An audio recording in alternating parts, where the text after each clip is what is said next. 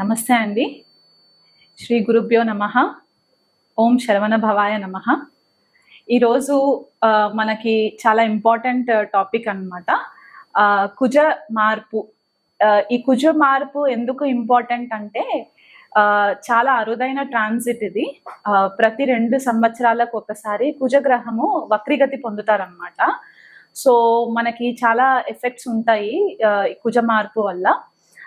So ఈ dates ఎప్పుడు ఈ కుజుడు మారుతున్నారు, ద్వాదశ రాశుల వాళ్ళకి ఎలా ఉండబోతుంది అనేది కొద్దిగా క్లుప్తంగా వివరించుకుందాము. కుజుడు మనకి రేపు అక్టోబర్ 20వ తారీఖున కర్కాటక రాశిలోకి ప్రవేశించి జనవరి 21 తారీఖున 2025 వరకు మిథున రాశిలో ఉంటారు. ఈ పీరియడ్ లో మనకి డిసెంబర్ 7వ తారీఖున కుజుడు వక్రీగతి పొంది మిథున రాశిలోకి మరలా ఎంటర్ అవుతారనమాట. అక్కడ జనవరి వరకు ఉండి మళ్ళీ మెల్లిగా ట్రాన్సిట్ వక్రీగతి నుంచి కర్కాటక రాశిలోకి ఎంటర్ అవుతారు. ఈ ప్రాసెస్ అంతా కూడా కొద్దిగా టైం కన్జ్యూమింగ్ ప్రాసెస్ ఉంటుంది.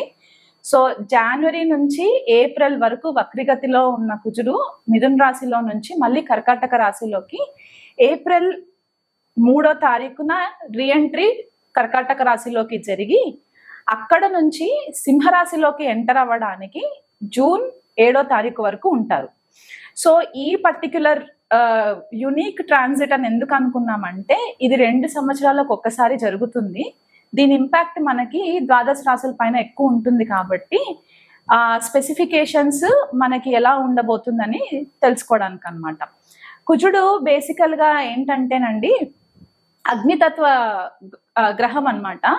మనకి మన బాడీలో బ్లడ్ కంటెంట్ ని కూడా కుజుడుతోనే కనెక్ట్ చేస్తూ ఉంటాము.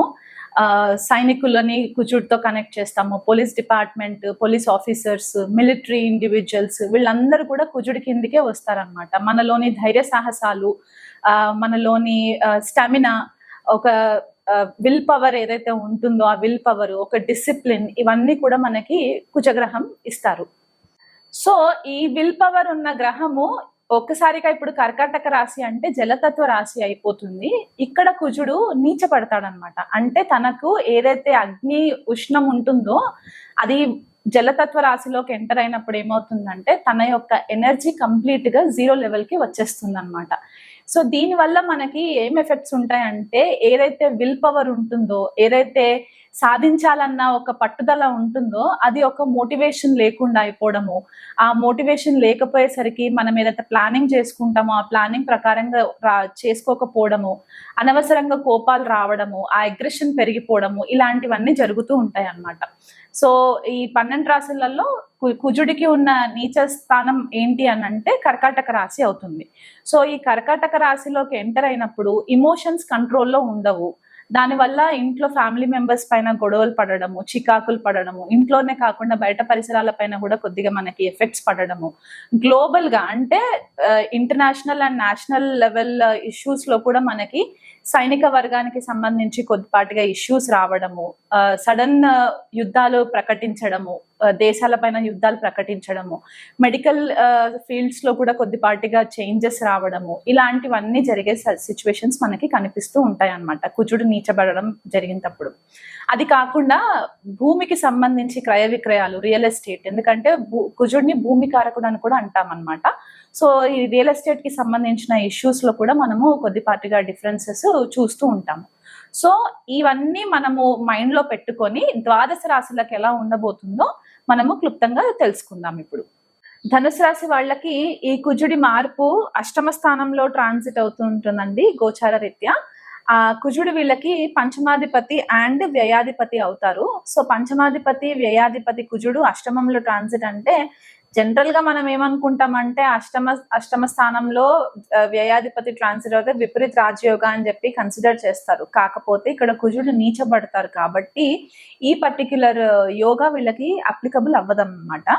సో ఇక్కడ దీని వల్ల వీళ్ళకి ఏం రిజల్ట్స్ వస్తాయంటే ఫస్ట్ వీళ్ళకి హెల్త్ పరంగా చాలా దెబ్బతీస్తూ ఉంటుంది. ఎందువల్ల అంటే నిద్ర లేకపోవడము, సమయానికి నిద్రపోకపోవడము, లేకపోతే కొత్త రకాల అడిక్షన్స్ వీళ్ళకి అలవాటు చేసుకోవడం. అంటే ఏదైనా ఒక అలవాటుని అది హ్యాబిట్, అది అడిక్షన్ లాగా కన్వర్ట్ అయ్యే ఛాన్సెస్ ఎక్కువ కనిపిస్తూ ఉంటుంది.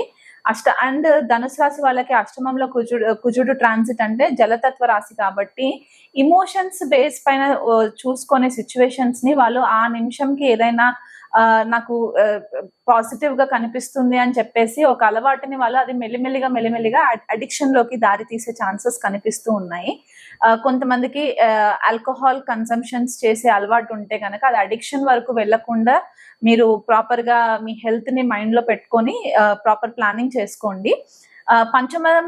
పంచమాధిపతి కూడా అయ్యారు కాబట్టి సడన్ గా వీళ్ళకి నూతన వ్యక్తులతో పరిచయాలు అవ్వడము, అంటే ఆపోజిట్ జెండర్స్, ఒకవేళ స్త్రీ అయితే మగవాళ్ళతో పరిచయాలు, మగవాళ్ళు అయితే స్త్రీలతో పరిచయాలు, ఈ పరిచయాలు ప్రేమ సిచ్యువేషన్స్ కి దారి తీసి ఎగ్జిస్టింగ్ రిలేషన్షిప్స్, అంటే ఎవరైతే ఆల్రెడీ మ్యారిటల్ లైఫ్ లో ఉన్నారో ఆ ఎగ్జిస్టింగ్ రిలేషన్షిప్స్ ని పాడు చేసే ఛాన్సెస్ క్లియర్ గా కనిపిస్తున్నాయి. కాబట్టి అది వీలైనంత మట్టుకు అలాంటి నూతన వ్యక్తులు ఎవరైనా మీ లైఫ్ లోకి వస్తున్నారంటే ఒక బౌండరీ గీసుకోవడానికి ప్రయత్నం చేయండి.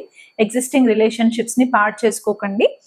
అండ్ జాయింట్ వెంచర్స్ ఎవరైతే చేస్తూ ఉంటారంటే వైఫ్ అండ్ హస్బెండ్ కలిసి జాయింట్ వెంచర్స్ లో ఉన్నా, లేకపోతే ఫ్యామిలీ కాకుండా అవతల వాళ్ళు అంటే అవుట్ సైడర్స్ ఎవరైతే ఉంటారో వాళ్ళతో ఏదైనా జాయింట్ వెంచర్స్ లో ఉంటే అక్కడ మీకు సడన్ గా ప్రాబ్లమ్స్ క్రియేట్ అవ్వడం అనేది క్లియర్ గా కనిపిస్తూ ఉంది.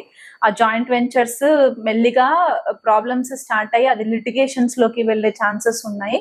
థర్డ్ పార్టీ ఇన్ఫ్లుయెన్సెస్ జరిగే ఛాన్సెస్ ధనుసు రాశి వాళ్ళకి క్లియర్ గా కనిపిస్తూ ఉంది. దానివల్ల మీకు ఏమవుతుందంటే నిద్ర లేకపోవడం అని చెప్పాను కదా, కొన్ని సార్లు మీకు భయంకరమైన కళలు రావడము, ఆ కళల్లో మీకు ఎలా అనిపించడం అంటే నేను ఒంటరిని అయిపోయాను, నాకు ఎవరు సపోర్ట్ లేదు, టైంకి నాకు ఎవరు సపోర్ట్ ఇవ్వట్లేదు అనే ఒక భయాందోళనలకి వెళ్ళే ఛాన్సెస్ ఉన్నాయి.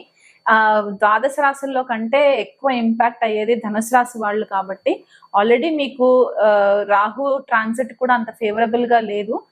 చతుర్థ స్థానంలో ట్రాన్సిట్ అవుతుంది. అందులో మళ్ళీ ఇప్పుడు కుజుడు కూడా జలతత్వ రాశిలోకి ట్రాన్సిట్ అవ్వడం ఏంటంటే మీ ఇమోషన్స్ ని ఎవరు అర్థం చేసుకోవట్లేదు అనే ఒక ధోరణిలోకి వెళ్ళిపోయి కొత్త వాళ్ళతో పరిచయాలు, ఆ కొత్త వాళ్ళ పరిచయాలు కూడా కొద్దిగా రాంగ్ డైరెక్షన్ లోకి వెళ్ళి మీరు మోసపోవడమో నష్టపోవడమో దానివల్ల మీకు మనస్తాపం గురవ్వడమే తప్ప ఏ రకంగా కూడా మీరు దీంట్లో బెనిఫిట్ అయ్యేది అయితే కనబడట్లేదు. అంటే ఫైనాన్షియల్ లాసెస్ కనిపిస్తూ ఉన్నాయి, ఆరోగ్య సమస్యలు కనిపిస్తున్నాయి, and at the same time marital relationships లో కూడా మీకు కొద్దిపాటిగా ప్రాబ్లమ్స్ వచ్చేవి కనిపిస్తూ ఉన్నాయి.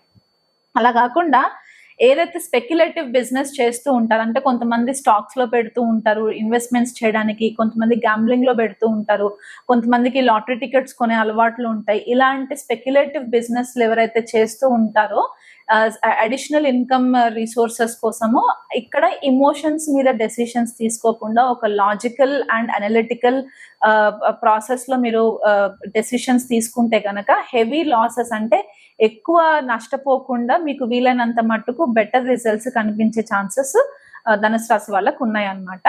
ఇవన్నీ ప్రాబ్లమ్స్ నుంచి మీరు అవాయిడ్ చేయాలి అని అంటే గనక జంట సర్పాలకి పాలాభిషేకం చేయడము, లేకపోతే ఆ జంట సర్పాలకి పాలాభిషేకం చేయలేని పరిస్థితిలో ఉంటే గనక కనీసం జలాభిషేకం అయినా సరే చేయించి పసుపు కుంకుమ చల్లి ప్రతి మంగళవారం సుబ్రహ్మణ్యేశ్వర స్వామి ఆరాధన చేసుకోవడము, వీలైనంత మట్టుకు ప్రతిరోజు కూడా సుబ్రహ్మణ్యేశ్వర స్వామి టెంపుల్ కి విజిట్, దగ్గరలో ఉన్న సుబ్రహ్మణ్యేశ్వర స్వామి టెంపుల్ కి విజిట్ చేయడం మాత్రం మర్చిపోకండి.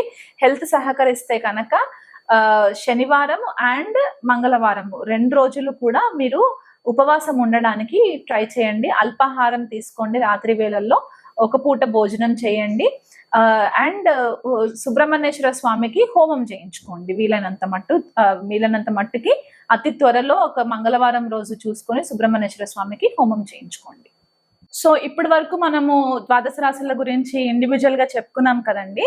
సో ఈ రిజల్ట్ 30% మట్టుకు ప్రతి ఒక్కరి పైన ఎఫెక్ట్ ఉంటుంది, ఎందుకంటే మనకి ఇతర గ్రహాల గోచారం ఎఫెక్ట్స్ కూడా ఉంటాయి కాబట్టి.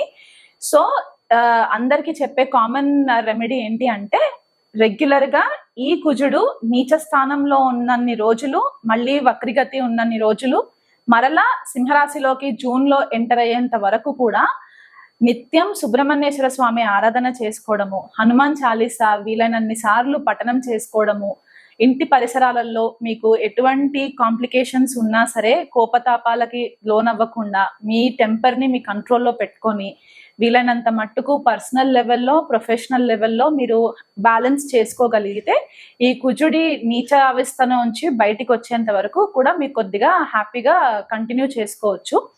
ఇంకా బెటర్ రిజల్ట్స్ మీకు తెలియాలి అని అనుకుంటే కనుక మీ దగ్గరలో ఉన్న ఆస్ట్రాలజర్స్ని కన్సల్ట్ చేసుకొని క్లుప్తంగా జన్మజాతక పరిశీలన చేయించుకుంటే కూడా మీకు చాలా మట్టుకు రిలీఫ్ ఉంటుంది.